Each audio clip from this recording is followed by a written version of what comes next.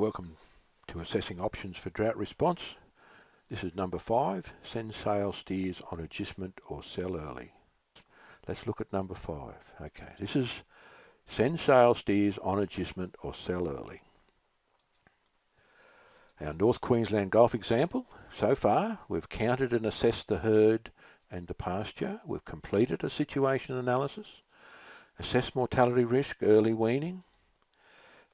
Now we've looked at sell, feed or agist PDIC cows. Let's have a look at the steers. Sell or agist sale steers. Now another spreadsheet compares the potential costs and benefits of sending stock on agistment where they will not return home. That's key. The fact that they will not return home allows us to use this simple spreadsheet. So it's agisting steers or any class of cattle is compared to the costs and benefits of selling early. It's only used to look at a one-off agistment decision, and when you're thinking about setting up a long-term agistment arrangement where you send cattle every year on agistment, that will lead to a restructuring of the herd, and that decision cannot be assessed with this tool. You need to use a different tool to look at herd and the restructuring and time. So, does it pay to send the sale steers on agistment? We've got about 220 of these out in the paddock, and we need to get rid of them off the property so they can be sold now or sent on agistment. The normal sale time is May. We're in about February. We need to get rid of them by the end of February, but we've found agistment on stylo pastures until September. On that stylo pasture, we've had a look at it, and the steers are expected to put on about half a kilo a day on average between end of February, end of September. 96 kilos body weight they'll put on, live weight.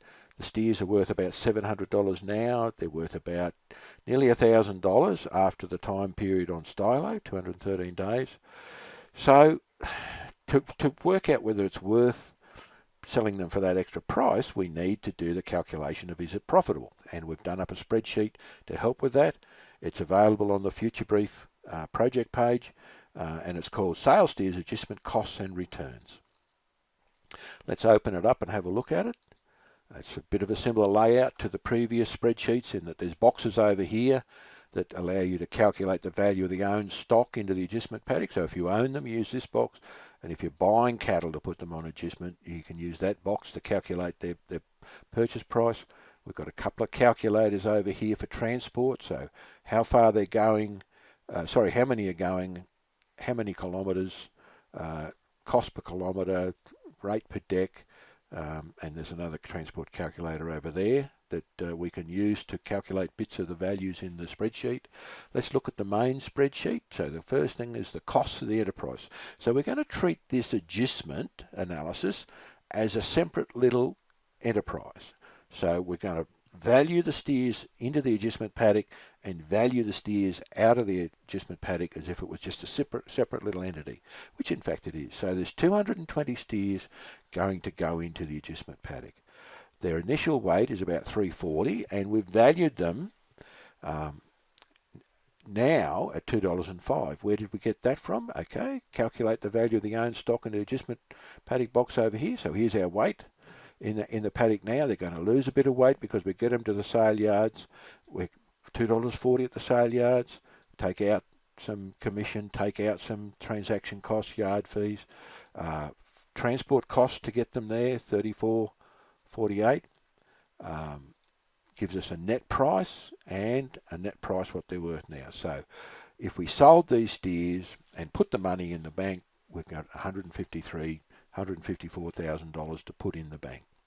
Now, but that also is the value of the steers going into the agistment paddock. So that's one of the costs to the agistment enterprise that we count. Now, to transfer the livestock to agistment, this was the cost over here was transferring them to the sale yard. So we forget about that for a moment. This is their value, net value, and we've got to get them from home to the agistment paddock. So that's going to cost us about $25 a head. We probably need to do something to them to settle them down when they're going into the agistment paddock. What will it cost to agist or feed the cattle? Same thing. $3 per week. Okay, from the start of March to the end of September is 30 and a bit weeks. It's going to cost us $20,000. We've got the opportunity cost again of if we had put the money in the bank and offset the interest costs or earned interest on it, we're saying it would have been about 5%. There's $4,500 there in opportunity cost, and on the agistment expenses, because we're paying them over time, over the agistment period, we're probably going to pay a bit of interest on that. So we've calculated a rate of interest on the likely to be incurred on paying those agistment costs. It's not very much, but it's in there. Now, calculating their final weight, we said half a kilo a day. For 213 days, brings them out at about 440 kilos. Now, we expect a few to die, 1% chance of loss, so we'll take that into account in our final value calculation. And you can see, although we put 220 in the paddock, we're only selling 217.8. Yeah, 217.8 takes into account the 1% loss, so we reduce our final value to accommodate that loss there. We might have to go and muster and travel backwards and forwards to the paddock, probably $10 a head. Vet costs, that's probably double counting on that, but we'll put it in anyway. And supplements, yes, there's probably likely to be something to go into them to maintain that weight gain. And management, so we've put in there a management fee. May or may not put that in depending on how you feel about it, but that's just sort of to compensate for the time and effort that goes into this agistment enterprise. When they come out, we've got them at 10 cents a kilo more than what we're valuing them into. We valued them at $2.40, and we're valuing them out at $2.50. So we'll talk about that in a minute, why we put 10 cents a kilo on them. It gives us a gross price and a gross value. Take out our selling costs, freight of $40 a head. We calculated that, over here in our little freight calculator, $40 a head. And put that in, pump that in there, and yard fees and levies again, and commission gives us, after we calculate our value net of selling costs and take away our costs of the cattle and the agistment to the enterprise, we come up with $100 a head roughly, or about 20 grand profit.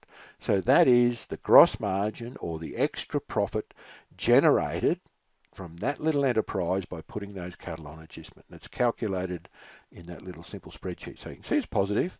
Let's go on and talk about this 10 cents a kilo premium. Why sell the steers in September? Well, in North Queensland and across most of Northern Australia, the prices do tend to fluctuate over the year for the same article based on seasonal selling. So the price in North Queensland is better than on average. And when you look at the data, this is price data taken from the MLA price website for the period 2006 to 2017, so over 10 years of data in this. The restocker steers in North Queensland, the medium slaughter steer for North Queensland over the hooks, and US cow over the hooks in North Queensland. And you can see we calculated the average price in each month and then calculated to the difference to the lowest price in the year. So you can see in May we said that was probably the lowest price, and then the difference, the monthly difference as you move away from that, we calculated. So you can see the values in each column are the cents per kilogram greater or less than the price in June or May, whichever. So you can see here for our restocker steer that in September it's probably 10 or 11 cents on average better. That's why we put the 10 cents a kilo price premium on the steers off the stylo in September.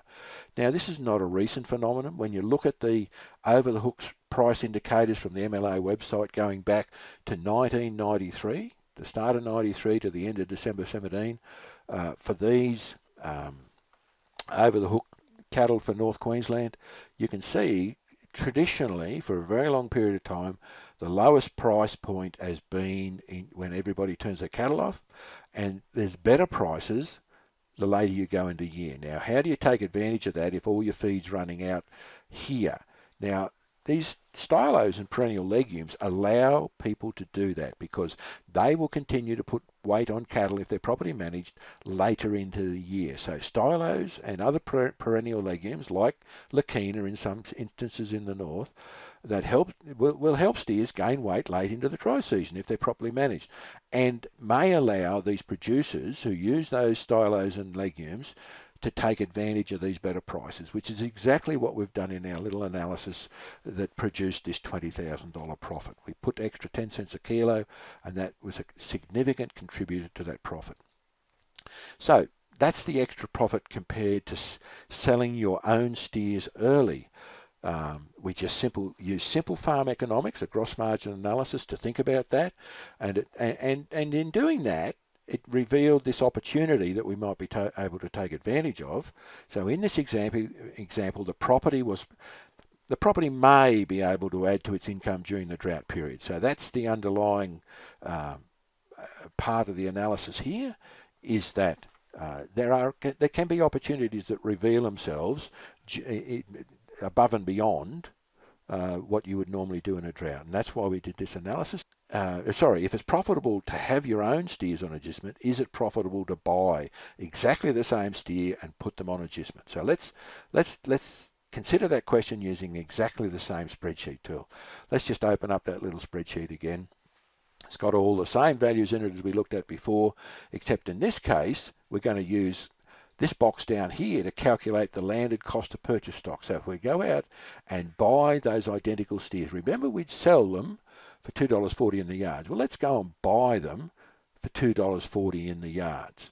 So we've got to go and find them. So that might cost a couple of $100 in fuel and time and accommodation to find them. We leave out the transport and the induction costs because we've actually got them over here in the gross margin analysis already.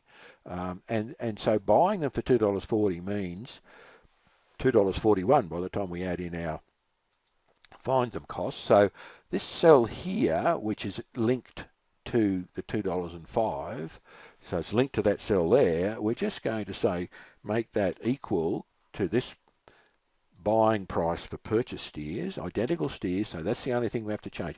Everything else is the same. We're still buying, putting 220 on agistment, we're buying them at this price, and there's a significant difference between when you own the steers and you've got to get net of selling costs, or when you go and buy the steers and you include the purchase costs in the price, the value of those steers to the agistment exercise.